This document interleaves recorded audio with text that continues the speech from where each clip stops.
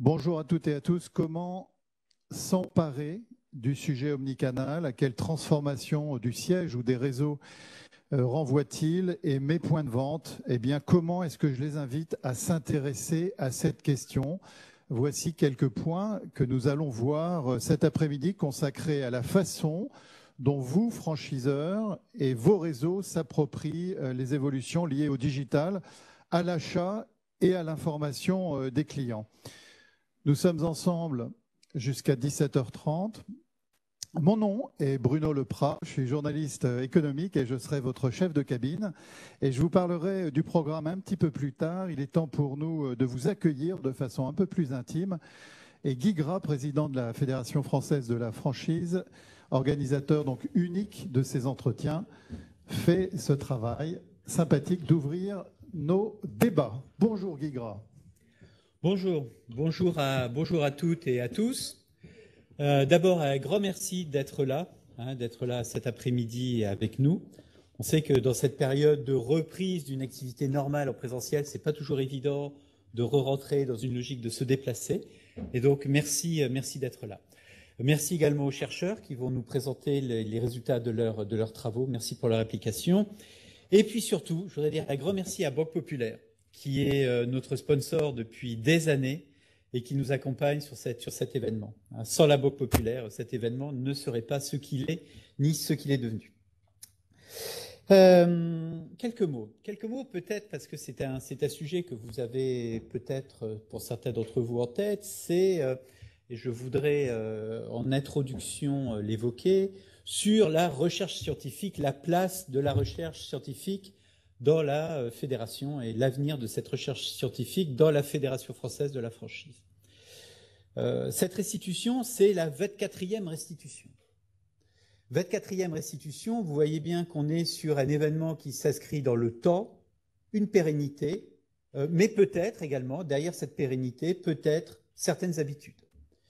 Et donc la question que j'ai souhaité reposer suite à ma réélection a été une question donc, qui a été réévoquée avec l'accord en parfaite discussion avec mon bureau exécutif, notre délégué général, et qui a été reposée au conseil d'administration, qui est aujourd'hui nous sommes satisfaits des résultats de cette recherche scientifique dont nous avons jugé les apports extrêmement importants pour la conceptualisation, dans la conceptualisation de nos concepts.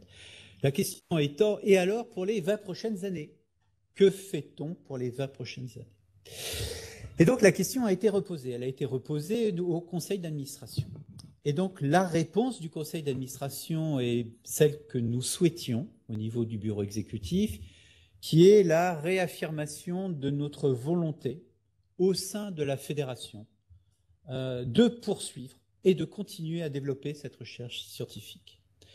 Donc je sais que certains d'entre vous ont reçu une lettre signée de ma part où je faisais part de réflexions sur cette recherche scientifique, sur son avenir. Donc sachez aujourd'hui que son avenir est assuré au sein de la fédération. Cette volonté de la poursuivre, de la financer, avec l'aide, nous l'espérons, pour les 20 prochaines années de la Banque Populaire, mais la volonté donc de la poursuivre. Toute la question est le comment et pourquoi faire. Donc pour réfléchir sur ce comment et ce pourquoi faire, un groupe de travail a été créé. J'en assume la responsabilité, je l'ai créé et j'en ai désigné les membres. Donc il y a notamment Claude Nègre qui connaît parfaitement pour être le directeur scientifique. Donc nous avons créé un groupe de travail pour réfléchir. Donc dans ce groupe de travail, il y a évidemment Claude qui en assure l'essentiel des réflexions. Il y a d'autres membres du conseil d'administration, tels que Nicolas Barthélémy, qui nous fait le plaisir d'être là. Il y a Benoît Ganem. Benoît, où es-tu? Benoît qui est là, qui est membre du bureau exécutif et qui nous a suivis dans toutes ces réflexions et poussé dans nos réflexions. Donc, un groupe de travail réfléchit sur l'avenir, non pas sur l'existence de la recherche, encore une fois, mais sur le comment et surtout, pour moi, sachez-le, le pourquoi faire. Pourquoi en faire, qui me paraît l'élément important. Voilà, je pense que Claude reviendra aux conclusions de l'après-midi sur les premières réflexions ou les pistes de travail sur lesquelles le groupe de travail aujourd'hui réfléchit. Troisième point que je voulais aborder avec vous sur le sujet, le choix du sujet d'aujourd'hui. Ce choix du sujet d'aujourd'hui, l'omnicanalité. Alors c'est intéressant parce qu'en 24 ans, 24 années de recherche, c'est la première fois que nous avons un thème sur l'omnicanalité. Il en aura fallu du temps quand même. Puisque moi, mes premières conférences, en tant à l'époque déjà de président de la fédération à une autre époque, c'est des années 2000, 2001, je participais déjà à des colloques sur, alors à l'époque on parlait de multicanalité, contrainte ou opportunité. La question était ouverte, il y a déjà plus de 10 ans. Et donc ça fait plaisir de voir aujourd'hui en 2022 le thème d'un travail de recherche, non plus la question sur contrainte ou opportunité, mais sur stratégie de l'omnicanalité, ce qui montre bien l'appropriation du sujet par les franchiseurs. Et alors, on a effectivement été dans une conduite du changement, puisque je me rappelle de mes premières réflexions avec des franchiseurs sur cette réticence face à Internet, à ce monde tellement loin des magasins. Donc, une première réticence, une crainte, puis après, une acceptation, la contrainte. Et puis maintenant, peut-être que nous en sommes au stade de l'opportunité et de la stratégie du concept de l'omnicanalité. J'espère que les travaux des chercheurs nous montreront que nous pouvons être optimistes. Voilà, je laisse la parole à notre sponsor, la Banque Populaire, non seulement sponsor, mais ami proche de la fédération. Merci. Merci à vous. Bonjour Florence Soubert. Merci Guy. Mais la Banque Populaire, c'est effectivement un partenaire fidèle, historique de la fédération. Et on accompagne très très volontiers effectivement le développement de la franchise depuis plus de 25 ans parce que nous sommes intimement convaincus du modèle. Nous persistons à l'être encore plus face à l'adversité qui s'est présentée durant ces crises qui se succèdent. Et c'est un modèle qui ne cesse de confirmer sa résilience, sa force, grâce à sa manière d'agir, de réagir, sa capacité à innover et sa modernité.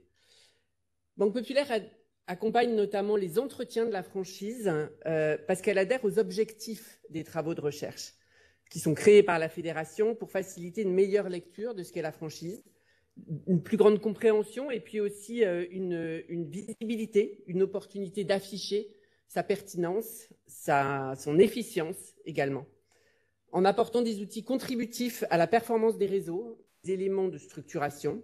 Ces travaux contribuent à la professionnalisation de la franchise et de ses acteurs. Alors, lorsque les travaux de recherche portent sur l'omnicanalité, la Banque Populaire se sent triplement concernée. En tant que banque de réseau, nous sommes nous-mêmes un réseau d'agences, de proximité, de commerçants, et nous sommes nous-mêmes confrontés à notre propre stratégie d'omnicanalité, de services clients, de services en ligne, de parcours clients, de e-rebond, de self-care, de signature électronique, quoi d'autre encore, de symétrie des attentions. On est nous-mêmes confrontés à tout ça. En tant que banque des commerçants, en tant que première banque auprès des PME, on se doit d'accompagner nos clients avec des outils dans leur digitalisation.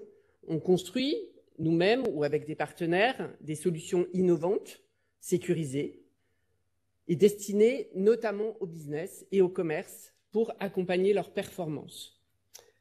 Enfin, en tant que banque de la franchise, qui mène depuis 19 ans l'enquête annuelle de la franchise, nous sommes impliqués dans la mesure de la digitalisation et dans notre volonté de communiquer et d'inspirer les franchiseurs et le développement évidemment donc de la digitalisation et donc de l'omnicanalité. Donc ça nous permet effectivement d'affirmer d'une part que 92% des franchisés, ça c'est la dernière enquête, déclarent que leur franchiseur a fait évoluer ses outils digitaux et que dans 70% des cas, ça a généré un impact positif sur l'activité du point de vente. 64% des franchiseurs ont développé de nouveaux canaux de vente pendant la crise sanitaire et c'est 78%, soit 8 sur 10, sur les réseaux de plus de 100 points de vente. Et 9 franchiseurs sur 10 déclarent qu'ils veulent poursuivre les investissements digitaux dans les 12 mois à venir. L'omnicanalité, néanmoins, est bien plus complexe à établir au sein d'un réseau de franchise qu'au sein d'un réseau intégré, bien sûr. C'est bien pour ça qu'elle fait l'objet de travaux, qu'elle est beaucoup plus réfléchie, elle est co-construite entre franchiseurs et franchisés, et ce qui lui permet d'être d'autant plus structurante. L'élaboration d'une stratégie requiert du savoir-faire, des savoir-faire peut-être, nous en saurons plus tout à l'heure. Et des stratégies omnicanales qui sont ainsi construites, je pense, contribuent largement, effectivement, à la réussite des réseaux. Alors, avec permission, Guy, je vais prendre encore 2 minutes. Alors, m'engager sur les 20 prochaines années va être un petit peu compliqué, d'autant plus que je pense que c'est effectivement la dernière fois que je m'adresse à vous en tant que représentante de Banque Populaire pour la franchise. Donc, je me permets de prendre 1 minute pour vous dire un immense merci pour ces années absolument passionnantes à accompagner l'écosystème de la franchise avec vous. C'est difficile de s'éloigner de la famille de la franchise que vous êtes et que voilà. Donc, un grand merci à vous pour vraiment des années passionnantes. Professionnelle, mais effectivement pas que, également amicale.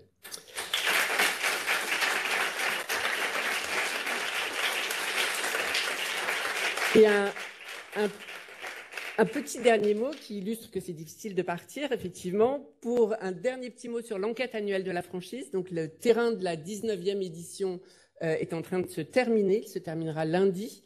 Le dernier mail pour vous proposer de répondre à l'enquête par cet après-midi. Donc, merci à tous ceux qui ont déjà répondu. Et pour les autres, si vous pouvez prendre encore 10 minutes, on termine lundi le terrain. Et si vous n'aviez pas reçu, bien sûr, n'hésitez pas à me solliciter pour qu'on vous envoie le lien vers l'enquête. Merci, comme ça perdure et Banque Populaire continue d'accompagner la franchise.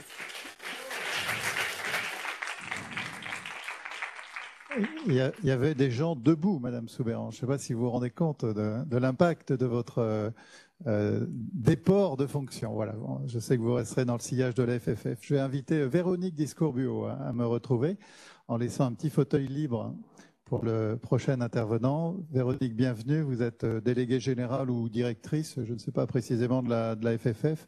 Ce thème de l'omnicanalité, quel est votre niveau de curiosité à son égard, d'abord à titre personnel, et comment est-il arrivé dans le choix et dans le palmarès final des thèmes que vous vouliez proposer aux entretiens cette année?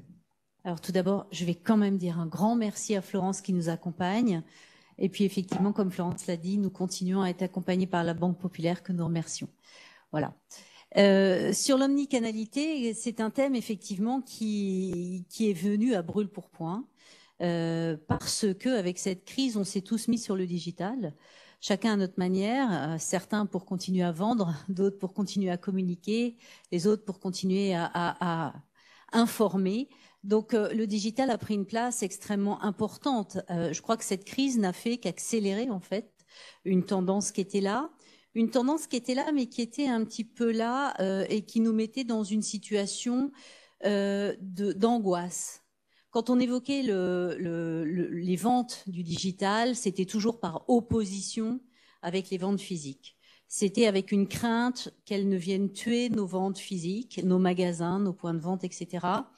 Je crois que cette crise nous aura permis d'avancer plus vite et puis de sortir en fait de ces délires un peu mortifères pour se rendre compte que l'omnicanalité, c'était probablement une nouvelle donne, une nouvelle manière de concevoir le commerce, les services, notre manière de communiquer et notre manière de faire du commerce, mais que si on était capable d'en apprendre les choses, ça pouvait être aussi vertueux. Donc voilà pourquoi aujourd'hui on traite de ce sujet qui est éminemment structurant et restructurant pour l'avenir de nos commerces et de nos services. On va avoir une structure d'après-midi qui sera très simple, trinitaire, 3 ateliers ou tables rondes, avec chaque fois une restitution par nos chercheurs de leurs acquis, de leurs découvertes, de leurs étonnements depuis un an, et ensuite le rebond proposé, la réaction d'un expert technique et surtout d'un franchiseur ou de 1 ou 2 franchisés, parfois à distance. À quoi avez-vous veillé à ces entretiens dernière mouture pour que l'après-midi soit la plus intéressante ou efficace possible? Alors, c'est d'abord, et c'est vraiment une volonté en fait de l'ensemble de l'équipe et du conseil d'administration, on veut que ces entretiens amènent des délivrables, de l'expérience, et que ça ne reste pas juste à l'état de recherche. Il est vraiment important que nous puissions faire un lien entre l'opérationnel et cette recherche.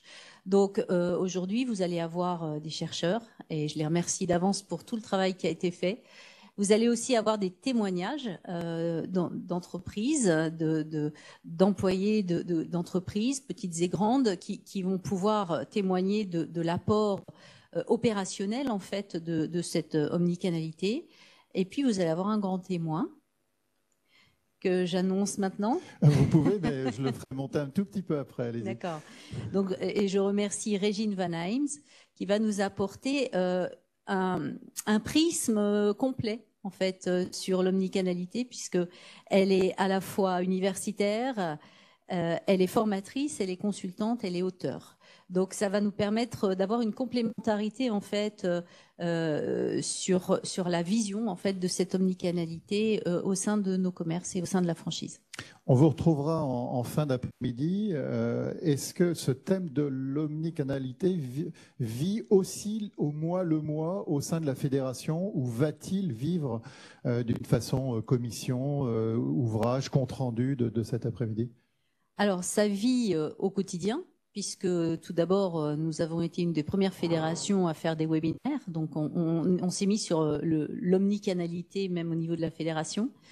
On a révolutionné aussi notre manière de communiquer avec beaucoup plus de communication sur les réseaux. On fait bien sûr beaucoup de webinaires, d'informations auprès de nos membres sur ces thématiques. Sur les formes juridiques, ça a des impacts non négligeables, et Agnès est là pour en témoigner. Donc on a beaucoup de questionnements et de questions sur quel sera l'impact de cette omnicanalité. On l'a vu ce matin, il y a quand même des thématiques riches et pas mal de choses qu'il va falloir probablement revoir, de la veille à avoir. Donc oui, on vit au quotidien sur cette omnicanalité, et on essaie de la mettre en œuvre chacun, que ce soit notre responsable communication, notre responsable juridique, Rosemary, qui anime tous nos cercles. Voilà, donc c'est prégnant. Sachant que cette crise sanitaire que vous évoquiez a amené les gens effectivement à rester chez eux, avec l'encouragement des GAFAM pour consommer, s'informer à distance. Mais il y a aussi, en sortie de crise, un désir de retourner dans les boutiques et de retrouver un lien physique, visuel avec les points de vente, qu'ils soient succursales, bien sûr, ou franchisés. Absolument. Et ce que je disais en préambule, on a imaginé à un moment donné que l'omnicanalité, ça allait être la perte du physique au bénéfice du digital. Je pense que c'est plutôt 1 + 1 = 3. Parce qu'aujourd'hui, on a une capacité à toucher plus de monde que par le passé. Et je disais tout à l'heure, cette séance, elle va être aussi captée, et on va pouvoir la rediffuser. Chose qui n'existait pas auparavant. Auparavant, on parlait à notre communauté. Donc on faisait venir une communauté, on lui parlait. Souvent, on prêchait la bonne parole vis-à-vis de convaincus déjà, donc c'était assez peu efficace. Alors que maintenant, chacun va pouvoir repartir chez soi avec cette espèce de capsule, et il va pouvoir la diffuser à sa propre communauté. Donc on voit bien que quand je dis 1 + 1 = 3, si chacun joue le jeu de communiquer, de véhiculer en fait toutes ces captations, on touche un public beaucoup plus large et beaucoup plus varié que par le passé. Voilà.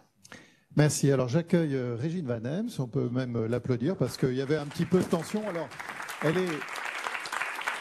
En tant que, avec le micro peut-être de Véronique, vous êtes madame universitaire, donc familière des assistantes. Vous êtes à Lyon 3, je crois, à l'ESCP Europe encore ? Oui. Oui, d'accord.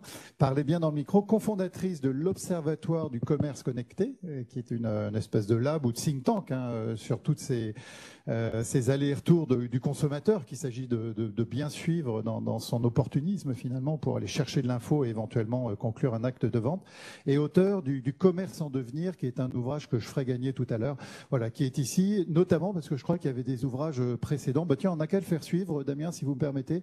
Il peut tourner, je sais qu'en général, le livre ne revient pas. Alors, Régine, vous intervenez régulièrement pour des réseaux de points de vente, via des conférences, des formations, du conseil. Quelle idée centrale, on a déjà parlé de ce mot un peu totem, qu'est l'omnicanalité depuis 10-15 minutes. Quelle est l'idée centrale qui vous guide sur ce sujet ? L'idée centrale, c'est qu'il faut être customer-centrique, hein, et en fait, on parle beaucoup de comportement client, on compte beaucoup de parcours client. On dit, il faut qu'on suive le client sur son parcours. Et moi, je pense qu'il faut aller plus loin. Et il faut vraiment travailler la psychologie du client. Il faut vraiment comprendre que sa psychologie a largement changé. Et j'ai même tendance à dire, c'est mon côté un petit peu dire cesser d'être customer-centrique. Parce que derrière ce client, il y a quelqu'un qui est beaucoup plus important, beaucoup plus large que ce client. C'est la personne qui est derrière. Moi, je suis convaincue qu'il faut aujourd'hui construire des dispositifs omnicanal en étant human-centric, en voulant rendre service, et la multiplicité des canaux, qu'ils soient digitaux ou physiques, va permettre de rendre de nouveaux services aux consommateurs, à la personne qui est derrière. Et là, on a véritablement un nouveau commerce qui se dessine. On va vers cette digitalisation accrue de l'économie. Quelle définition simple, fédérative, peut-être opérationnelle, donnez-vous de l'omnicanalité versus aussi la multicanalité évoquée par Guy Gras ? Alors la multicanalité, effectivement, citée il y a 15, 17, 18 ans, qui est encore en vue dans certaines entreprises, hein, c'est la proposition de plusieurs canaux, mais chaque canal travaille de son côté en autonomie. Donc chaque canal dessert un segment de consommateurs et les canaux sont autonomes. On travaille chacun de notre côté à définir notre stratégie et il n'y a pas de mécanisme de coordination. Bien sûr, on a vu très vite les limites de cette multicanalité, hein, puisque ça a généré des incohérences côté client. Et on est passé aujourd'hui à l'omnicanalité. Omni, ça veut dire tout. Donc tout point de contact, tout canal, tout touch point. Et l'ambition future, ça sera d'être capable d'orchestrer l'expérience omnicanale du client en générant de la valeur client et de la valeur réseau. Donc, comment faire en sorte pour orchestrer intelligemment des canaux et des touchpoints pour générer de la valeur client? Et je pense que l'enjeu, il est là. Et aujourd'hui, il ne s'agit plus de se poser la question, est-ce que je vais être multicanal, proposer plusieurs canaux ou pas? Je suis convaincue, et je le dis ouvertement, que pour moi, le commerce du 21e siècle sera omnicanal ou ne sera pas. Et l'enjeu, ce n'est plus devenir omnicanal, c'est la qualité de la cohabitation entre les canaux. Alors, un petit focus sur les réseaux sociaux, Instagram, Facebook, etc., qui, selon vos observations, favorisent de plus en plus un achat en ligne ou en boutique d'ailleurs. Est-ce que, à l'heure où tout le monde, où beaucoup de gens décrient ces réseaux en disant trop d'excès, trop de liberté, trop d'agressivité, comme le dirait Olivier Alonso de Neston, qu'on entendra dans quelques instants quand il parlait de Twitter, comment une marque peut s'engager dans le social shopping, c'est-à-dire la vente favorisée dès lors qu'on est sur Facebook par exemple, on clique et bing, ça y est, on est presque livré, alors qu'il y a une si mauvaise image de marque des réseaux. Alors, le réseau social, effectivement, on se pose la question, est-ce que c'est quelque chose qui est mauvais ou pas? En tout cas, dans un espace marchand, on est obligé d'être présent. On ne peut pas ne pas être présent aujourd'hui sur les réseaux sociaux. Hein. Alors, c'est pas un espace marchand, c'est un espace de discussion. Espace de discussion, mais à vocation marchande. Alors, qu'est-ce qu'on y fait? On sait bien que les digital natives vont chercher des sources d'inspiration sur les réseaux sociaux et que ça génère de la conversion soit sur le site internet de la marque, on va les voir, soit évidemment ça crée du trafic en magasin. Et on sait demain, et c'est déjà le cas évidemment dans certains pays, on peut déjà acheter directement sur les réseaux sociaux. Donc clairement, le réseau social est un incontournable. Il va falloir, et moi je pense que c'est l'autre versant, il y a l'omnicanalité et il y a l'autre versant qui est demain produire du sens. Et donc on va devoir retravailler les réseaux sociaux en produisant du sens.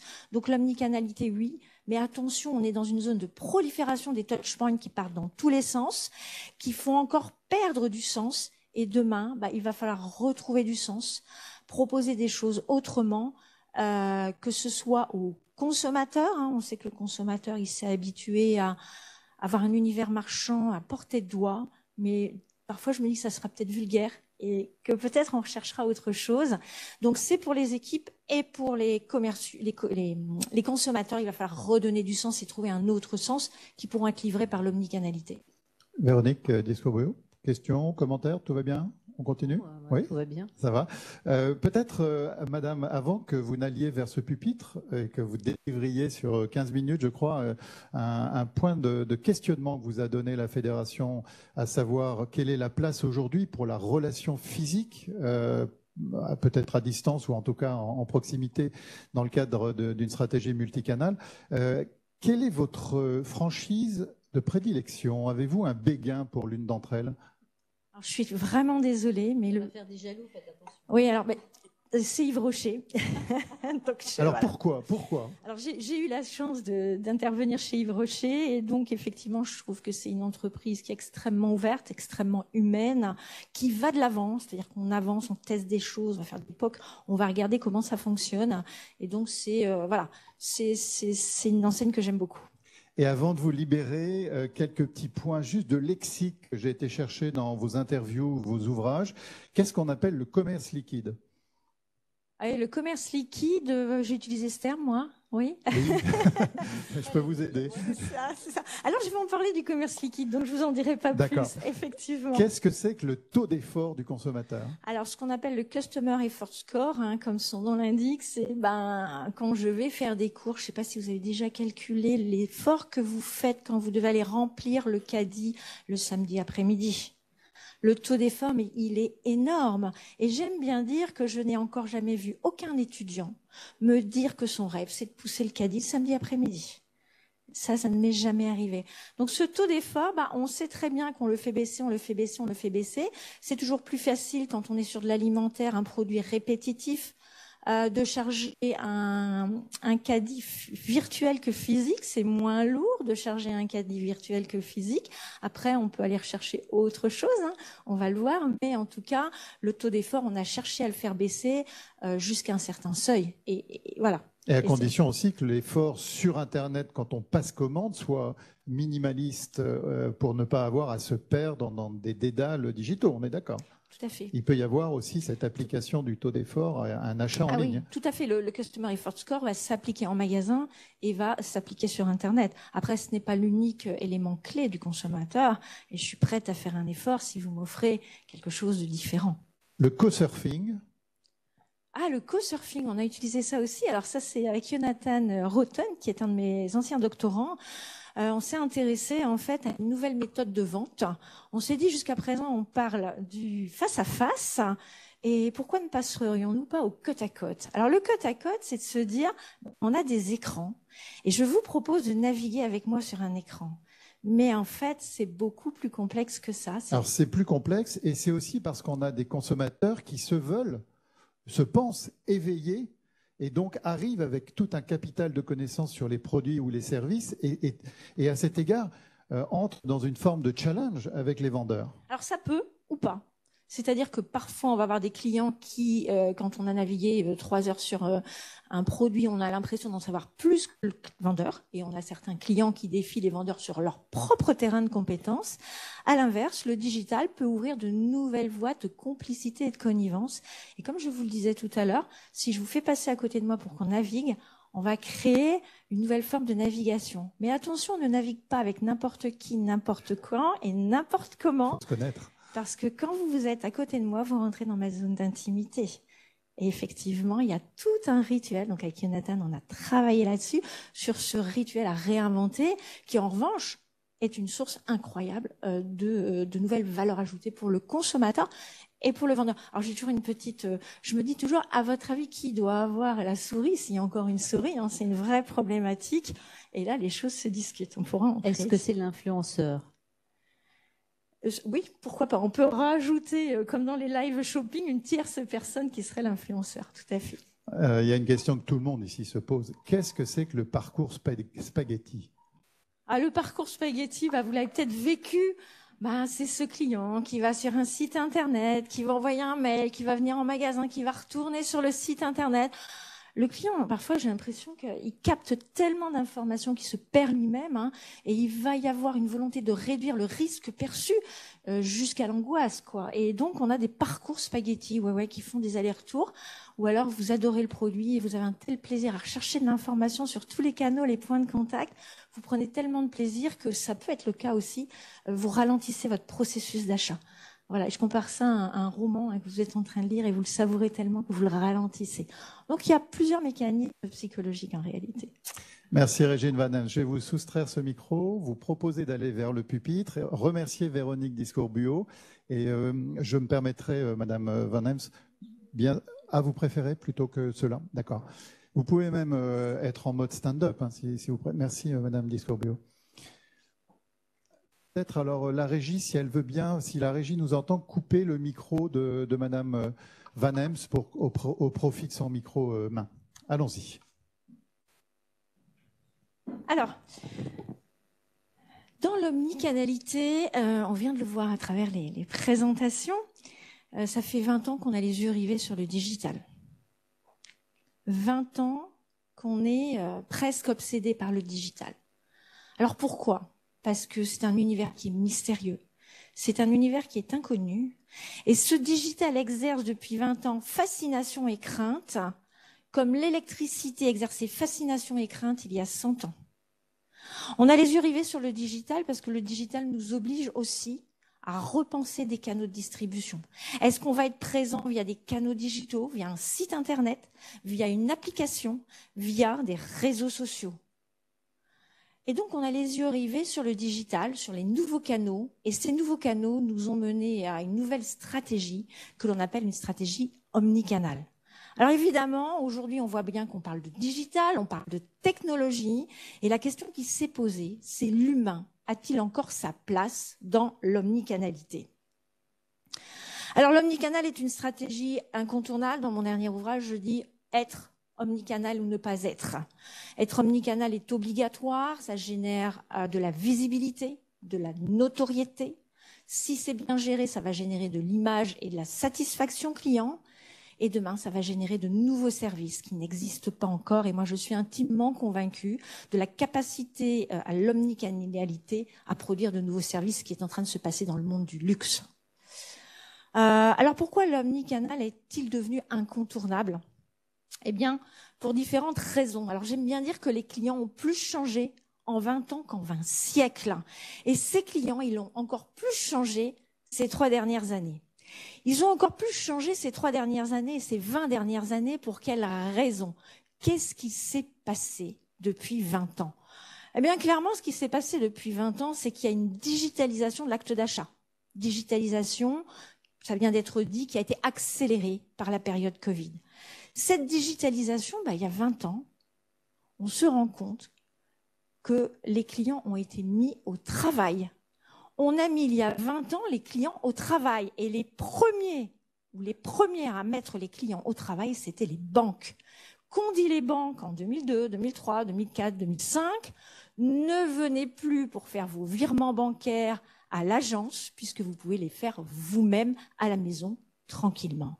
Donc ce faisant, on mettait au travail les clients. Suite à cette mise au travail, eh bien, le client s'est progressivement approprié les canaux digitaux. Il se les est appropriés et aujourd'hui, et à l'époque, il est arrivé à une autonomisation. Donc le client s'est autonomisé à travers les canaux de distribution. Il voulait rechercher lui-même les informations, il voulait lui comparer lui-même les produits et il s'était mis au travail. Alors face à ce besoin d'autonomie des clients, on a été obligé de lui mettre en place des canaux digitaux pour répondre à ce besoin d'empowerment, son besoin d'autonomie. Et puis on a été obligé de mettre en place des canaux digitaux pour être présent là où le client était présent. Donc, on va devoir avoir un site internet, on va devoir être présent sur les réseaux sociaux, on va peut-être ou pas devoir avoir une application. Alors, vous allez me dire, et je vous pose la question, est-ce que la révolution, c'est la création d'un nouveau monde, un monde parallèle, qui est un monde virtuel ? Est-ce que cette volonté d'être sur des canaux digitaux, c'est un nouveau monde parallèle ? Eh bien, probablement, la réponse est non. La révolution, ce n'est pas la création d'un nouveau monde, un monde parallèle, mais la révolution, c'est une imbrication entre le monde virtuel et le monde réel. Et pour moi, la difficulté, les pelotes de laine que je donne à l'omnicanalité est véritablement là. Notre vie a profondément changé sans même que nous en ayons conscience. Pour illustrer cela, je vais vous raconter une anecdote que j'aime bien raconter. Il y a quelques années, je devais aller à Bourges. Bourges, jolie petite ville que vous connaissez peut-être. Je devais y aller et j'avais pas le temps de m'occuper de l'hôtel. Donc, n'ayant pas le temps de m'occuper de l'hôtel, j'ai demandé à une personne que je connaissais à peine de me donner un numéro de téléphone. J'appelle l'hôtel, je réserve et j'oublie. 2 mois plus tard, je dois aller à Bourges. Très bien, donc je me dis, bon, je vais aller à Bourges. Je prends le train arrive sur Bourges à 22h30. On est le soir, le taxi m'emmène et ce taxi m'emmène dans des ruelles de plus en plus étroites, de plus en plus noires. Et il s'arrête devant une double porte cochère décrépite et il me dit « c'est là ». Et là, il ouvre la porte, il me prend mon bagage et il s'en va. Et là, j'ai un gros moment de solitude en me disant « mais qu'est-ce qu'il va m'arriver ? Personne ne sait que j'ai réservé cet hôtel, on ne sait absolument pas où je suis et je ne connais rien de cet hôtel ». Tout continue, hein, c'est une cloche à l'ancienne, on continue, donc ça continue, cloche à l'ancienne. Puis il y a une personne qui vient avec une torche, comme ça, et puis qui s'emmène dans un grand jardin, puis enfin dans des couloirs qui sont de plus en plus longs, et enfin j'arrive dans ma chambre. Et là, que s'est-il passé ? Eh bien, il s'est passé une chose incroyable dans cette chambre. Il s'est passé que ça a été la plus jolie chambre que j'ai jamais vue. Une chambre de princesse. Vous allez me dire, c'est quoi le rapport ? Ben, le rapport, il est très clair. Si j'avais été sur Internet avant pour visiter virtuellement cette chambre, il est très clair que cet effet waouh et cette émotion que j'ai rencontrée en découvrant véritablement la chambre n'aurait absolument pas joué de la même façon. Ça veut dire qu'aujourd'hui, on vit les choses moins intensément parce qu'on les vit 2 fois. On la vit une première fois dans la sphère virtuelle, on va voir ce qu'on va vivre, et ensuite on vit ce que l'on a vu dans la sphère virtuelle. Donc, on est dans une logique d'aseptisation du monde. Et je vous invite à faire votre propre introspection par rapport à vos voyages. Et vous allez voir que parfois, moi, il m'est arrivé d'arriver en Guadeloupe et de ne pas remercier un hôte, alors que c'était magnifique. Mais j'ai considéré que c'était juste conforme. Donc, on voit bien notre perception du monde est impactée par le monde digital. Notre comportement dans le monde est impacté par le monde digital. Donc, ça veut dire qu'aujourd'hui, on passe d'un monde virtuel à un monde réel. Alors, avec évidemment nos smartphones, ce passage du monde réel se fait en continu. On passe d'Internet au monde physique, puis du monde physique à Internet, et tout ça dans la journée à de multiples reprises. Pour moi, la révolution, elle est là. Et c'est là la difficulté qu'ont les commerçants. On a travaillé avec Leroy Merlin, on a travaillé avec Norauto, et en fait, un client qui a commencé son parcours sur Internet, quand il arrive en magasin, il n'a absolument pas la même psychologie, pas les mêmes attentes, pas les mêmes comportements quand il se rend dans le magasin, quand il échange avec les conseillers. Et pour moi, la révolution est là.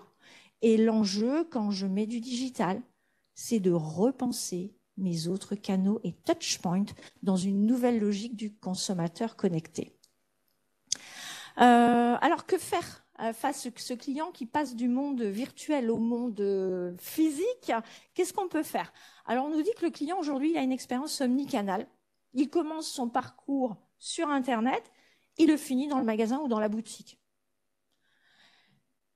Que faire face à ce parcours? La majorité des consultants parlent de fluidité. Il faut fluidifier le parcours client pour que le client passe le plus facilement d'un canal à un autre. Alors moi, je vous pose une question. À force d'être fluide et de fluidifier ce parcours client, n'avez-vous pas peur de devenir liquide? J'ai vécu à 3 ans d'intervalle la même expérience auprès d'une entreprise qui vend des ordinateurs. La première fois, je me souviens de cette expérience. La seconde fois, elle a tellement voulu rendre son expérience liquide que je n'ai aucun souvenir de ce qui s'est passé. J'ai juste l'ordinateur. Je ne me souviens plus. Or, on sait très bien que le commerce doit aussi avoir cette faculté à créer du souvenir, à créer un souvenir de l'expérience. Et je dis souvent, si vous voulez qu'on se souvienne de vous, mettez des grumeaux dans l'expérience client. Qu'est-ce que c'est que les grumeaux dans l'expérience client? Si je vous fais une mousse au chocolat et que vous y avez des grumeaux, c'est pas la mousse au chocolat liquide dont vous vous souviendrez absolument pas. C'est une mousse au chocolat que vous saurez que j'ai fait pour vous, en pensant à vous, de manière artisanale, et vous vous en souviendriez. Donc ça veut dire, on peut se poser la question, qu'est-ce qui fait que l'on se souviendra devant notre entreprise? Quel est le grumeau dans l'expérience client? Quelle est l'aspérité? Eh bien, très clairement, toutes les études le montrent. Ce qui fait que l'on se souviendra de vous, c'est l'humain. Donc, celui qui va effectivement faire qu'on se souvient de vous, c'est le contact. C'est l'homme, c'est la femme qui vous a conseillé. Parce que c'est différenciant. Parce que ça nous crée un vrai souvenir. Alors la question qui se pose, ça fait 20 ans qu'on a les yeux rivés sur le digital. Est-ce que l'humain est en train de revenir sur le devant de la scène? La réponse est oui. La réponse est oui également pour répondre à cette aseptisation du monde réel, du monde physique. Aujourd'hui, très clairement, comme on l'a vu, il y a une aseptisation du monde physique. C'est d'ailleurs pour ça que des entreprises comme Lidl sont notamment très fort parce qu'ils vont remettre de la surprise au sein du magasin. On va mettre des îlots avec de la surprise qui nous font revenir. À force d'être dans un magasin ou d'être dans un univers où tout est prévisible, aujourd'hui, l'enjeu, c'est de recréer de l'imprévisible, recréer de la surprise, recréer de l'étonnement pour que le client ait envie de venir. Et donc, l'humain va revenir. Pourquoi? Parce que l'humain n'est pas prévisible. La relation humaine n'est pas prévisible puisqu'il s'agit d'une coproduction. Et en fait, l'échange va être fonction de ce qui va se passer entre nous deux. Donc, on aura une aseptisation du monde réel qui va pouvoir trouver d'autres possibilités. Alors, le besoin d'humanité, il est encore renforcé à cause de la crise sanitaire du Covid-19. Je vous disais tout à l'heure que le client a été mis au travail. Je vous dis aujourd'hui que le client n'a jamais autant travaillé en solitude et en individualité. Si vous avez une expérience avec un site internet, mais la galère quand vous voulez trouver un numéro de téléphone, que vous voulez contacter quelqu'un, que vous voulez trouver quelqu'un, on est de plus en plus seul et de plus en plus laissé à soi-même. Déjà, ça interpelle. Et on peut se dire qu'on a proposé l'autonomie au client. Aujourd'hui, on considère qu'il est entré en solitude et qu'il recherche évidemment d'autres éléments. Alors, l'humain revient sur le devant de la scène. Ça ne veut pas dire qu'il n'y aura pas de techno, mais que la techno va reprendre sa place. On voit bien qu'elle exerce moins de mystère aujourd'hui. Elle va reprendre sa place, être au service de l'humain. Être au service de l'humain, on va avoir un rééquilibrage humain-technologie, mais un humain qu'il faut embarquer. Il va falloir embarquer. Quand je parle d'humain, c'est embarquer à la fois les clients. Je vais vous donner un exemple. Je ne sais pas si vous connaissez cette marque qui est une DNVB, une marque dans le monde digital, qui s'appelle Bonne Gueule. Bonne Gueule, c'est une marque de vêtements masculins. Et comment ça s'est passé? Au départ, c'était 2 personnes qui s'étaient rendues compte qu'il n'y avait plus personne qui aidait les hommes à trouver leur style. Ils ont créé un blog en expliquant aux hommes comment trouver leur style. Ils ont eu tellement de gens qui les ont suivis qu'ils ont décidé de créer un site internet marchand. Ça a très bien fonctionné. Et maintenant, vous avez peut-être croisé quelques boutiques en France. Et quand on leur parle de leur boutique, ils disent oui, on veut des boutiques, mais des petites boutiques. On va recréer de l'intimité. On va recréer des rendez-vous coaching style avec le conseiller, offrir un café, donc dans une logique extrêmement différente. Donc, il faut embarquer les clients, il faut embarquer évidemment les conseillers et il faut redonner du sens. Redonner du sens à un humain. Équipe, client, les équipes très clairement front office sont fondamentales. Même si elles sont fondamentales, il faut absolument revoir les postures et les rituels de vente. Pourquoi il faut revoir les postures et les rituels de vente? J'aime bien dire que les postures et les rituels de vente, les techniques de vente ont été inventées avant l'arrivée d'Internet. Et on continue encore d'utiliser ces techniques de vente qui ne fonctionnent plus, pire, qui génèrent de l'irritation client.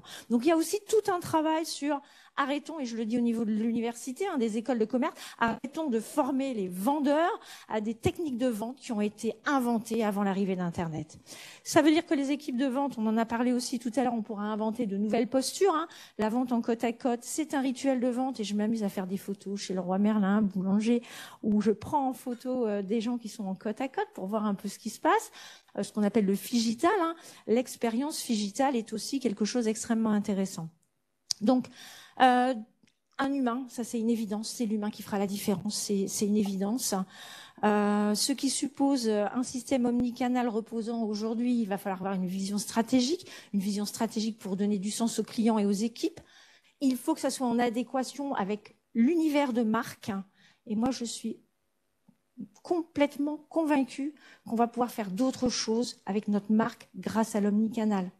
Je vais juste vous donner un exemple. Je ne sais pas si je suis dans les temps, si je déborde, si je peux encore donner un exemple. Je vous propose 5 minutes, c'est très bien. C'est parfait. Donc, avant Blédina, on est sur le marché des petits pots pour bébés. Avant Blédina, ils vendaient des pots pour bébés, très clairement. Aujourd'hui, Blédina ne vend pas des pots pour bébés. En tout cas, il ne se positionne plus comme ça. Blédina aide les parents à mieux nourrir leur bébé. Et ça change tout.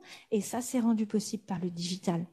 Pourquoi je ne suis plus là pour pousser du produit, du petit pot pour bébé, mais j'aide les parents à mieux nourrir leur bébé. Je vais avoir un site internet où effectivement je vais donner de l'information. Je vais même dire aux parents, il ne faut pas acheter que du non frais, il faut que vous fassiez vous-même aussi. Et je vais vous pousser des recettes. Je vais vous donner des recettes, soit sur le site, soit sur l'application, si vous téléchargez l'application Blédina. Et puis comme vous êtes un petit peu stressé parce que c'est votre premier, je vais vous mettre en relation avec des gens qui ont déjà eu des bébés, qui adorent faire ça, qui vont partager leurs meilleures pratiques. Et puis, puisque vous êtes aussi angoissé, il y a un autre canal dont on n'a pas encore parlé, c'est le téléphone. Je vais vous mettre en relation avec des diététiciennes ou des gens qui pourront vous guider. Et on voit bien que c'est ici la proposition omnicanal qui nous permet à un coût supportable de changer de posture de marque. Donc moi, je crois très fortement, et ça fait le lien avec ce que j'ai dit tout à l'heure, je ne suis pas customer-centrique, là je suis human-centrique, je pense à l'angoisse des parents quand ils nourrissent leur bébé. Alors donc, ça veut dire que l'ADN de marque peut aussi évoluer. Et bien évidemment, il faut être en phase avec les attentes et les comportements des clients d'aujourd'hui, ce qui signifie qu'il faut décrypter ces attentes, ces comportements qui continuent d'évoluer. Tout le monde me dit on va être complètement digital, il va y avoir les GAFA. Ouais, mais bon, on a créé une autoroute de la consommation. Et moi, je pense qu'on va pouvoir créer des chemins de traverse et laisser les fleurs pousser sur le bitume. Et si vous regardez les jeunes générations, vous allez voir que c'est parfois étonnant ce qu'ils font. Donc, ils sont pas... C'est beaucoup plus complexe que ce qu'on peut penser. Alors, les enjeux majeurs, c'est donc demain, sur l'omnicanalité, c'est choisir les canaux et les touchpoints de manière pertinente. Aujourd'hui, très clairement, il y a une prolifération des touchpoints générés, on l'a vu tout à l'heure, par la crise Covid. Attention à la stratégie du millefeuille. Attention à l'entassement des canaux qui peuvent générer des irritants clients et puis générer une lassitude côté des équipes, évidemment. Donc demain, on en est là et l'humain est au cœur de ce dispositif omnicanal. Je vous rappelle que Fnac Darty, au retour du Covid, ils ont mis des gens qui vous disent bonjour, on remet de l'humain dans les points de vente, on remet de l'humain dans le digital. Et là, il y a énormément de choses à faire. Et je vais vous donner un dernier exemple pour conclure. C'est la marque Kipli, K-I-P-L-I, qui vend des matelas, qui est également une marque toute jeune, qui a été fondée par deux jeunes qui ont commencé dans le monde digital. Kipli, ils réinventent des choses que je trouve extrêmement intéressantes. La marque, il va y avoir un vendeur qui va vous répondre directement sur le site en disant soit par chat, soit par téléphone, et vous échangez avec lui sur le matelas. Matelas, c'est quand même un produit impliquant.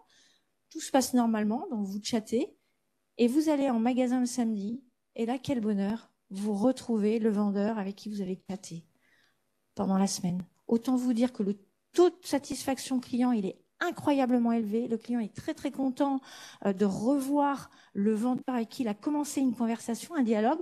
Le vendeur, il reprend sa place, il retrouve ses lettres de noblesse parce qu'il est retrouvé par un client qui le reconnaît et qui est content de le voir. Quant au taux de conversion, vous imaginez quel est le taux de conversion, il est excellent.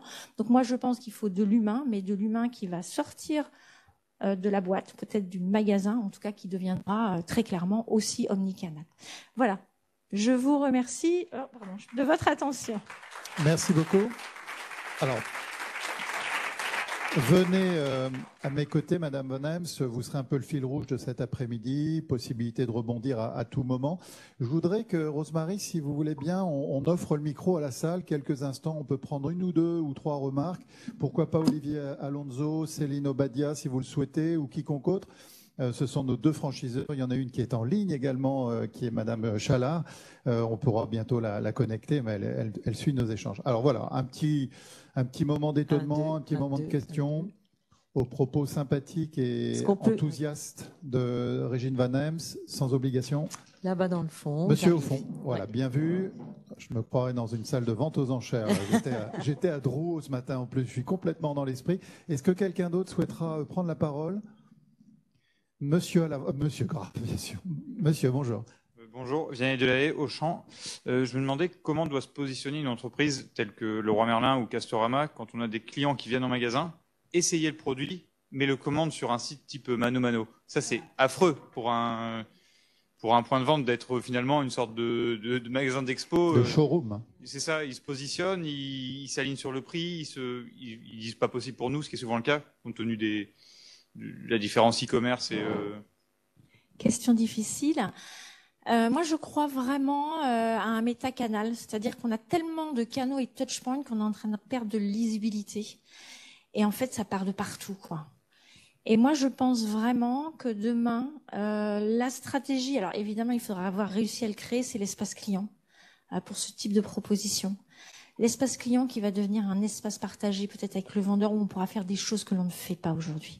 Je crois très très fort à cet espace client où on va créer de la connivence avec le conseiller. Alors on est sur effectivement des produits plus impliquants, où le conseiller pourra déposer des choses, où il va se passer des choses et qui générera un coût au changement. Si j'arrive à travers un nouveau système omnicanal qui utilise la data, qui utilise l'humain et qui fait des propositions pour ne pas sortir et donc rendre captif le client, il y a des choses à faire. Ça peut être, vous êtes un peu angoissé quand vous faites des travaux, ben vous inquiétez pas sur votre espace client, je vais vous envoyer une vidéo pour vous montrer comment on fait, voire même je vais vous mettre en relation avec un expert, voire même voilà. En tout cas, cet espace pour moi, c'est un espèce de méta-canal sur lequel on va peut-être pouvoir se différencier de Mano Mano, qui par ailleurs Mano Mano met de l'humain. Le problème c'est que Mano Mano il met de l'humain. Pourtant c'est une marketplace. Quand vous appelez Mano Mano aujourd'hui, c'est un artisan qui peut être à l'autre bout de la France, qui est à la retraite, qui vous répond. Et en fait, on se rend compte qu'il y a une fidélité, non pas à Mano Mano, mais à l'artisan. Donc j'ai envie de dire que peut-être Leroy Merlin, ils sont très forts, Leroy Merlin. Ils peuvent effectivement, et moi j'y crois très fort, générer de la fidélité avant tout aux vendeurs. Et j'ai des vendeurs qui font des trucs incroyables, quel que soit l'âge. Donc au niveau de l'omnicanalité, j'ai beaucoup travaillé avec Leroy Merlin. Et il y a des choses extrêmement riches en ce sens. Votre enseigne préférée, vous parlez? Je croyais que vous me reposiez la question. Oui, merci Gilles. C'était vraiment intéressant. Notamment, moi, ce qui j'ai trouvé très intéressant, c'est l'apparition de l'humain, la réapparition de l'humain dans la vente, sur le point de vente. Mais ça nécessite d'avoir des vendeurs formés. C'est pas nécessairement les vendeurs que nous avons aujourd'hui. Donc effectivement, ça montre quand même beaucoup de travail sur reformer des vendeurs à travailler différemment. Ça va prendre un peu de temps. Oui, il y a une problématique de formation, de rituels de vente différents, donc du travail.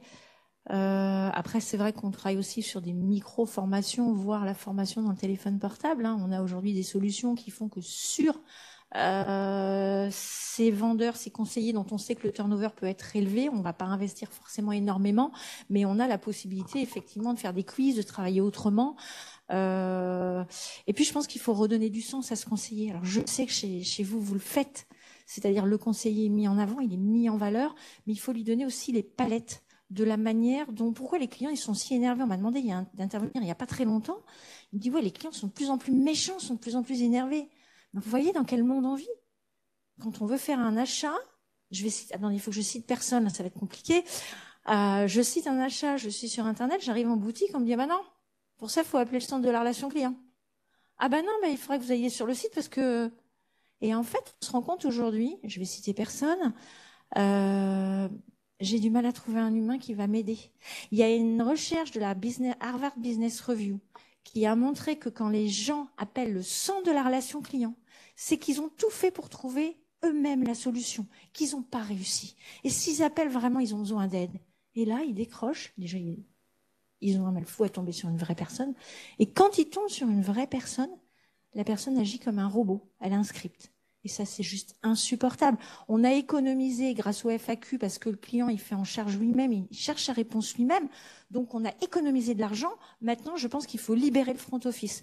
Moi, je suis persuadée qu'il faut arrêter de vouloir mettre les gens dans les moules, hein, que ce soit sur les téléphones, enfin en téléconseiller ou dans les boutiques. Il faut arrêter de mettre les gens dans les moules et il faut leur redonner une liberté et libérer ce front office. Et là, il y a des vrais sujets. Pour moi, c'est les sujets les plus importants. Régine Van Hems, je vous propose, ainsi qu'à notre public, d'avancer d'un cran. Nabil Gantou, si vous voulez aller vers ce pupitre, monsieur le professeur. Régine Van Hems, une toute petite dernière question, le temps que notre chercheur s'installe. Le touchpoint, c'est quoi? Alors, le touchpoint, jusqu'à présent, on parlait de canaux, de distribution ou de communication. Aujourd'hui, le touchpoint, c'est tout point de contact entre le client et la marque. Et on a parlé pour l'instant de nouveaux canaux de touchpoint pendant la Covid. Jusqu'à présent, on n'a parlé que de canaux digitaux, mais on a plein de canaux physiques qui se sont inventés pendant le Covid ou réinventés. Et donc le touchpoint, c'est tout point de contact. Un post sur un réseau social, c'est un point de contact. Et donc c'est soit effectivement on communique, on interagit, on crée de la proximité. Et l'enjeu, ça sera de créer de la proximité à travers la multiplication de ces points de contact.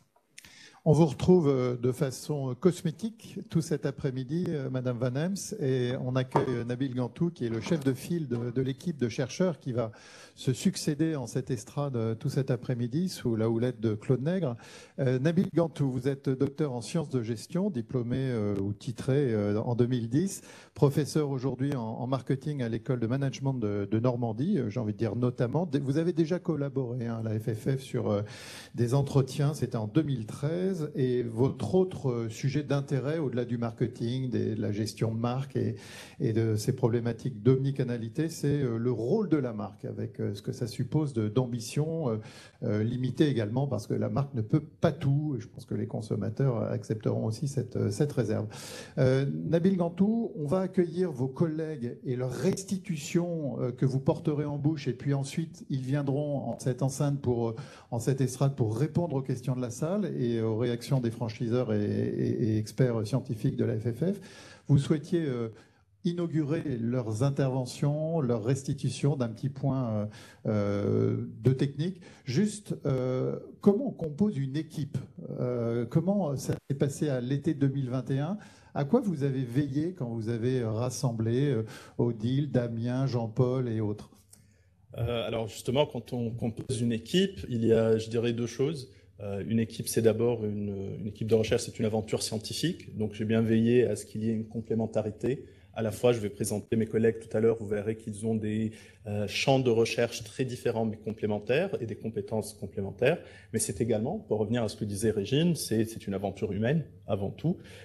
Et donc, du coup, il faut travailler avec des personnes sur un projet très sportif quand même. 12 mois, ça passe très vite. Faut pas aller en vacances parce qu'on va travailler dessus tout l'été. Et après, on a des années, on va travailler ensemble sur des publications. Donc, trouver des personnes avec qui on a envie de travailler. Notre métier nous donne heureusement ce luxe de choisir ses co-auteurs et j'ai une excellente équipe.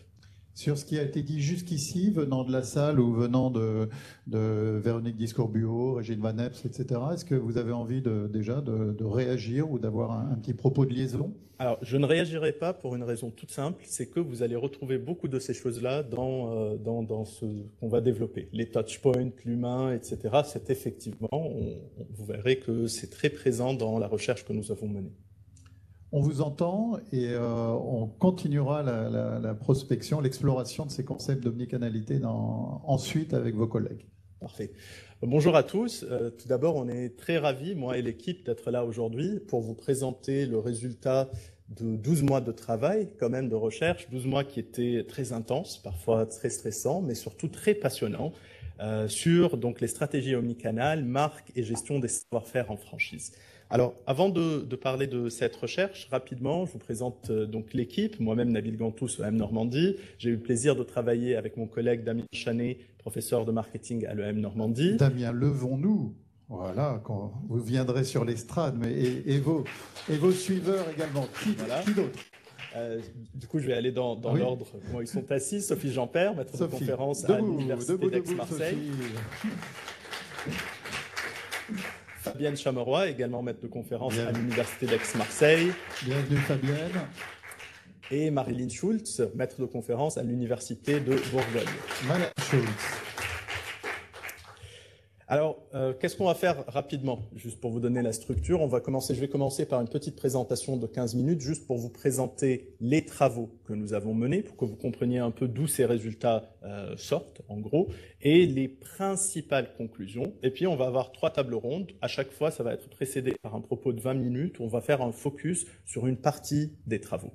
Donc, pour point de départ, je voudrais revenir rapidement à la question, d'ailleurs de Bruno à Régine précédemment, sur qu'est-ce que l'omnicanalité, qu'est-ce qu'il a défini, qu'est-ce qu'il a différencié de la multicanalité. On adhère absolument à la définition qui était donnée par Régine Van Imps sur le fait que le multicanal, c'est l'empilement de différents canaux. L'omnicanal, c'est cette volonté de trouver des synergies, de développer des expériences clients avec le moins de friction possible.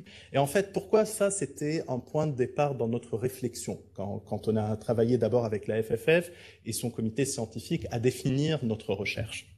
C'était un point de départ parce qu'on faisait 2 constats. Le premier, c'est le constat que vous voyez et qu'a rappelé de façon très claire Madame Soubeyran sur les données qu'on a depuis maintenant des années avec par exemple l'enquête annuelle FFF Banque Populaire, sur les comportements des franchiseurs, des franchisés en matière de canalité. Il y a de plus en plus de canaux digitaux qui sont mis en place. Les chiffres, je ne vais pas les rappeler, ce ne sont que quelques petits chiffres des enquêtes annuelles qui sont extrêmement riches. Mais quel est le constat derrière ces chiffres? Le constat derrière ces chiffres, c'est qu'effectivement, il y a beaucoup de canaux qui sont mobilisés de plus en plus et il y a de l'engagement à continuer à le faire de la part des franchiseurs et des franchisés. Donc on sait qu'il y a au moins de la multicanalité. Le deuxième constat, c'est que ces études-là, elles ne permettent pas de voir si vraiment il y a des synergies ou s'il y a de l'intégration, etc. Donc elles ne permettent pas de voir l'omnicanalité, mais en réfléchissant un peu, on peut facilement imaginer plein d'obstacles qui peuvent apparaître dans un réseau de franchise à la mise en place d'une véritable stratégie omnicanale. Tout d'abord, les réseaux de franchise, ce sont des réseaux constitués d'hommes et de femmes, les franchisés qui viennent de différents horizons, différentes générations. Comment faire adhérer toutes ces personnes-là à un projet omnicanal, à des canaux qui sont extrêmement différents? Comment dépasser la perception d'une concurrence interne? Il faut le dire, Véronique Discourbio l'a rappelé tout à l'heure, qu'on n'est plus peut-être dans cet état d'esprit de dire l'omnicanalité c'est l'ennemi, certes, mais on n'est pas non plus complètement sorti de l'idée de dire tiens, le monde a changé, il y a une nouvelle concurrence qui cette fois-ci est interne. Il y a également le fait d'arriver à mettre à profit la dynamique entrepreneuriale. On va en franchise, pas juste parce qu'on a quelqu'un qui va nous financer en capital local, le franchisé, mais également parce qu'il y a une dynamique entrepreneuriale. C'est génial, mais la dynamique entrepreneuriale, ça peut être aussi un obstacle à la nécessité d'intégration des canaux, si chacun fait ce qu'il veut comme il l'entend. Donc, beaucoup d'obstacles du côté du franchisé, des obstacles aussi du côté du franchiseur. Des obstacles, par exemple, sur la reconfiguration des savoir-faire. La FFF travaille depuis des années. Maintenant, il y a eu plusieurs contrats de recherche sur la notion des savoir-faire en franchise. On les connaît bien, les savoir-faire fondamentaux. Qu'est-ce qui se passe quand on est dans une transformation aussi radicale que la transformation omnicanale? Est-ce que le savoir-faire qu'on avait reste approprié? Est-ce qu'il faut le revisiter? Est-ce que carrément, le modèle de la franchise, il ne faut pas, à un moment donné, arriver à l'adapter également? Donc, on avait vraiment tous ces questionnements et on a proposé un programme de recherche à la FFF centré autour des 3 grandes parties prenantes de la franchise. Le franchiseur, tout d'abord, essayer de comprendre du côté des franchiseurs quelle reconfiguration du savoir-faire est nécessaire et quelles sont les pratiques de co-création de valeur avec les autres parties prenantes. Ça, c'était le premier axe. Le deuxième axe, au niveau des franchisés. Qu'est-ce qu'il y a derrière l'adoption ou non, la résistance, même parfois, à l'adoption de certains canaux? Quelles sont les pratiques des franchisés en matière d'omnicanalité et comment cette omnicanalité vient-elle affecter leur relation aux franchiseurs et à la marque enseigne? Et enfin, du côté des consommateurs, nous avons proposé de comprendre est-ce qu'il y a des segments différents de consommateurs en matière de comportement omnicanaux et comment l'omnicanalité modifie-t-elle la relation du consommateur à la marque enseigne de franchise. Tout à l'heure, Guy Grac, que je ne vois plus, parlait d'évolution du format de recherche, peut-être, de la FFF. Nous, cette année, on a fait une petite évolution quand même de notre côté, parce que vous êtes peut-être habitués à avoir à la fin de nos recherches annuelles, d'habitude, un grand rapport. Cette année, pour le rendre quand même un peu plus digeste, on vous propose 3 rapports séparés. Un rapport axé sur les réseaux face à l'omnicanalité, un rapport axé sur les franchisés face à l'omnicanalité et un rapport sur les consommateurs, donc en suivant les 3 grands axes. Alors, comment on a fait effectivement sur le terrain? Pour répondre à ces différentes problématiques, on a beaucoup travaillé, vous vous en doutez, et surtout, ce qu'on a fait, on a mis en place 3 grandes études. La première, c'est une étude auprès des réseaux de franchise, à laquelle, et là vraiment, on remercie énormément les réseaux qui ont participé pour leur participation, mais aussi leur enthousiasme, vraiment. On a 9 réseaux qui ont participé, des réseaux très différents, 5 réseaux de retail, 4 de services, différents secteurs d'activité, différentes tailles, différents niveaux de maturité omnicanal. On a réalisé plus de 90 entretiens avec les réseaux en utilisant une approche qu'on appelle dans notre jargon des cas multi-informateurs. Qu'est-ce qu'on entend par là? Un réseau, c'est un cas qu'on a étudié, mais l'omnicanalité, c'est quelque chose qui est transversal aujourd'hui, comme vous le savez, à l'entreprise. Donc, il ne fallait pas aller juste interroger une personne, par exemple le directeur marketing. On avait plusieurs membres de la direction, le DG souvent, les directeurs marketing, SI, juridique, retail, communication digitale, etc.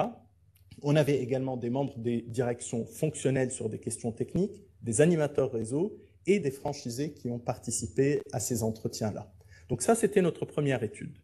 Notre deuxième étude, c'est une étude quantitative par questionnaire auprès des franchisés. Et là, en fait, c'est un mix parce qu'on avait déjà une partie de l'étude ici qui découlait de la première, donc l'étude qualitative, les entretiens avec les franchisés, qu'on a complété par les questionnaires auprès des franchisés. Donc, on a collecté 400 questionnaires. Et là aussi, on avait une diversité. On avait d'abord presque 2 tiers qui venaient du retail, 1 tiers des services. On n'a pas voulu nous concentrer sur un secteur ou sur une enseigne. Du coup, les franchisés qui ont participé, ils provenaient de 251 enseignes différentes. Et comme vous pouvez voir un peu, ils viennent de 87 départements français différents. Pour nous, c'était important parce que les comportements sociologiquement et des consommateurs auxquels sont confrontés les franchisés sont très différents, par exemple en Paris ou en province, en zone rurale, etc. Et aussi une diversité en matière de configuration. Est-ce qu'ils sont monomagasins? Est-ce qu'ils sont multi-magasins? Est-ce qu'ils sont multi-enseignes? Et enfin, la troisième étude, c'est notre étude auprès des consommateurs. Là aussi, on a utilisé une étude quantitative, on a mis en place une étude quantitative. On a collecté par questionnaire des réponses de 1335 consommateurs, à peu près équilibrés entre hommes et femmes, différentes tranches d'âge qui sont représentées, différentes zones, grandes villes, moyennes, petites villes aussi. Et on a voulu comprendre s'il y avait des logiques sectorielles. Et du coup, on a inclus 5 secteurs d'activité que sont l'hôtellerie, le secteur le moins représenté, la restauration, la mode, l'alimentation et les services à la personne. Donc voilà un peu comment nous avons procédé. Avant de passer à des résultats plus spécifiques, nous avons voulu, dans ce préambule, vous présenter 2 grands résultats qui ressortent. Le premier, Régine Van Imst s'interrogeait tout à l'heure, il me semble, sur la question des savoir-faire. Et savoir-faire, c'est quelque chose, finalement, on le sait, fondamental dans le concept de la franchise. Qu'est-ce que la franchise? Au début de cette recherche, on avait une interrogation. est-ce qu'il va en sortir un savoir-faire omnicanal au même titre qu'on a un savoir-faire marketing, un savoir-faire animation de réseau, etc.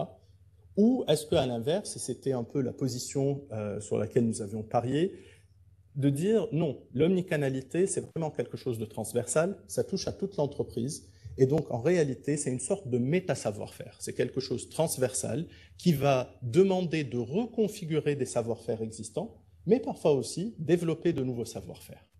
Et donc la cartographie des savoir-faire que nous avons mise en place à partir notamment des 90 entretiens qu'on a menés dans les 9 réseaux, elle fait ressortir 3 catégories de savoir-faire. D'abord, des savoir-faire liés à comment je gère l'omnicanalité dans la relation B2C, donc client-marque. Là, il y a 2 nouveaux savoir-faire qu'on n'avait pas vus dans de précédentes études FFF, que sont le savoir-faire du design, du parcours client et de l'intégration des canaux, qui sont typiques à l'omnicanalité. Un autre savoir-faire, celui de la communication externe, on le connaissait évidemment déjà, mais il a besoin d'importantes reconfigurations. En matière de la deuxième catégorie, c'est la catégorie des savoir-faire qui sont cette fois-ci relatifs à la gestion de la relation de franchise, donc la relation B2B, franchiseur-franchisé. 4 savoir-faire classiques sont réapparus, mais on le verra plus tard aujourd'hui avec des besoins importants de reconfiguration. Ce sont les savoir-faire d'animation du réseau, de soutien aux franchisés, de formation et de transmission et de contrôle d'audit des franchisés. Un nouveau savoir-faire extrêmement important ressort de notre étude, c'est le savoir-faire de marketing interne. Et enfin, 4 savoir-faire support viennent appuyer toute cette démarche. D'abord, la structuration organisationnelle, la gestion de la data omnicanal, on va en parler aujourd'hui, c'est vraiment le nouveau nerf de la guerre. Le juridique, je sais que vous aviez le colloque juridique ce matin qui a parlé beaucoup des questions techniques. Nous, on a voulu interroger les pratiques juridiques et les défis juridiques aujourd'hui auxquels se heurtent les réseaux. Et finalement, la reconfiguration en soi, c'est bien de dire « je veux reconfigurer ». Mais reconfigurer est en soi un savoir-faire que nous avons voulu interroger. Donc ça, c'est le premier grand résultat. Le deuxième grand résultat sur lequel je voudrais terminer, c'est que, avant de rentrer dans les résultats plus spécifiques, je dirais il y a 6 grands points de vigilance qui ressortent de nos études. Le premier, c'est que la majorité des réseaux que nous avons interrogés n'a pas vraiment développé de stratégie omnicanale clairement définie. Attention, ça ne veut pas dire qu'ils ne veulent pas faire de l'omnicanalité. Les réseaux ont voulu justement participer, tellement ils étaient enthousiastes par rapport à l'omnicanalité. Tout le monde veut être omnicanal, mais en réalité, quand on commence à gratter un peu, est-ce qu'il y a une stratégie clairement définie avec des objectifs, des structures organisationnelles derrière, un plan stratégique de transformation omnicanale? On voit que ce n'est souvent pas le cas. Donc ça, c'est un premier constat général. Notre deuxième constat, c'est qu'il y a un grand décalage parfois entre les ambitions des réseaux en matière d'omnicanalité et son développement effectif sur le terrain, que ce soit en back-office ou en front-office. On ne parle pas ici de retard dans l'absolu, vraiment on parle par rapport aux ambitions affichées par les réseaux. Lorsqu'on va dans un réseau qui nous dit « moi je veux absolument être omnicanal », mais on constate que sur le terrain, ils n'ont pas de référentiel client unique, il n'y a pas de RCU, il n'y a pas de système CRM qui est en place, ce sont des blocs finalement assez basiques sans lesquels on ne peut pas passer à une logique véritablement omnicanale. Troisième constat, il y a une tendance à démultiplier les projets sans que ce ne soit suivi suffisamment, que ce soit dans la durée, par les ressources, dans l'implémentation. Il y a eu aussi beaucoup un effet Covid, il faut le dire avec ça. Avec le Covid, tout le monde a dû réagir très rapidement. Et croyez-moi, une expression qui est revenue très souvent dans les entretiens que nous avons menés avec les franchisés comme avec les franchiseurs, c'est le soufflet qui retombe. C'est pendant le Covid, on a mis en place les rendez-vous à distance, on en faisait plusieurs centaines par semaine, aujourd'hui on en fait 3 par mois. Mais on le garde quand même, on ne le tue pas, ça vivote quelque part, et ça c'est quelque chose que l'on voit très clairement. Quatrième constat, le développement des actions dans le cadre de l'omnicanalité ne repose pas toujours suffisamment sur une connaissance suffisamment, je dirais, approfondie des comportements, des attentes des consommateurs. J'ai beaucoup aimé sans surprise d'ailleurs, l'intervention de Régine Van Imst, parce qu'elle a beaucoup parlé de la psychologie du consommateur, de comprendre vraiment cette évolution. On n'est pas que sur une évolution du commerce, le commerce qu'on l'aime ou pas. D'ailleurs, bon, aujourd'hui on est quand même au MEDEF, donc on va dire qu'on l'aime bien. Il y a une dimension fortement anthropologique dans l'impact que ça a, le rôle que ça joue dans notre vie. Aujourd'hui, peu de réseaux ont vraiment travailler sur bien comprendre qu'est-ce qui est en train de se transformer dans notre vie et comment l'omnicanalité peut rentrer dedans. 5e constat, la marque. Tout le monde parle de la marque dans nos entretiens. Tout le monde veut nourrir la marque, tout le monde veut développer la marque, tout le monde veut protéger la marque. Quand on commence à demander comment vous faites ça, là, on voit que la marque, elle est beaucoup plus présente dans le discours, mais dans les faits, l'orientation marque, elle n'y est pas. Pour vous donner un exemple assez simple, le choix des canaux. Le choix des canaux, est-ce qu'il est fait parce que les consommateurs vont là ou parce que ce type de canaux peut nous amener à développer l'image de marque désirée ou l'identité de marque? La plupart du temps, non. C'est parce que le consommateur, on a constaté qu'il va là. Je ne dis pas que c'est une mauvaise chose, on dit juste que c'est à souligner ce décalage entre un discours très fortement orienté marque et une mise en place qui est décalée. Et enfin, le dernier point, vous avez raison, vous avez dit tout à l'heure qu'on n'est plus à l'ère peut-être de la multicanalité, on est passé à l'omnicanal, effectivement, mais derrière le discours qui est très omnicanal, peut-être aussi les spécificités de la franchise que j'ai citées tout à l'heure et qu'on va beaucoup développer cet après-midi, font que de nos observations, beaucoup de réseaux aujourd'hui, sans dire qu'ils sont encore plutôt dans une démarche multi, mais ils ne sont pas vraiment dans une démarche omnicanal, ni cross d'ailleurs. Ils sont un peu entre deux, entre trois, je dirais. Et ça revient, pour boucler la boucle sur cette diapo, peut-être aussi au fait que l'omnicanalité, c'est un train aujourd'hui en marche que tout le monde prend, mais que peu abordent comme un changement qui est assez transformationnel pour l'aborder avec une véritable transformation stratégique. Donc voilà, je sais que je suis allé un peu vite. On aura le temps maintenant d'approfondir plein de ces points. Pour la suite de l'après-midi, qu'est-ce qu'on vous propose? On vous propose 3 tables rondes, centrées d'abord autour de l'omnicanalité, le parcours client et la relation à la marque, l'adoption et les pratiques omnicanales des franchisés, et enfin la relation de franchise à l'épreuve de l'omnicanalité.